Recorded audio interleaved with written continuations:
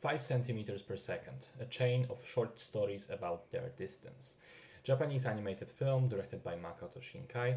Like all of his other films, this one deals with the ideas of love, and specifically, as the subtitle might suggest, the idea of distance in love. The film is very short, just 1 hour, and is actually a collection of 3 stories, which are mostly unrelated, save for the fact that they have the same central character, Takaki, each time at a different moment in his life. The first story is about him in middle school, hopping on a train in the middle of the winter to go meet with his childhood friend, who moved away some time before to go to a different school.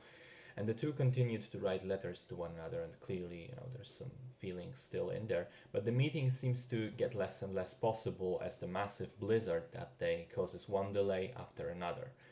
The second part is Takaki in high school. This time he moved away from Tokyo to one of the smaller Japanese islands.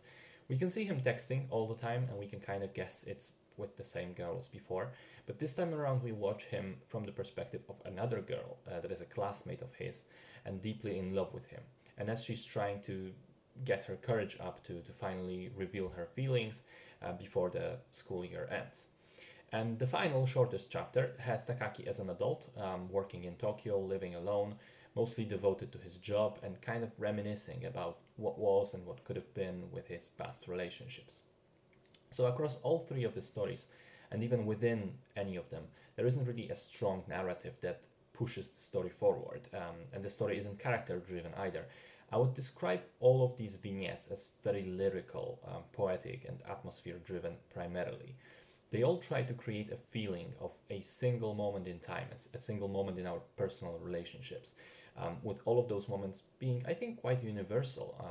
The rush of going to see a loved one and anxiety of circumstances kind of preventing that, the nervousness of being too afraid to confess your feelings, and feeling lost and alone and looking back at better times.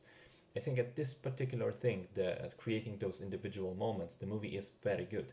It certainly managed to evoke an emotional response from me, particularly the first and the third story. With the first one, I found the setting of the trains and train stations in winter to really paint a vivid picture. And with the final one, it kind of hinges on a single scene, a single shot that is truly beautiful and heartbreaking at the same time.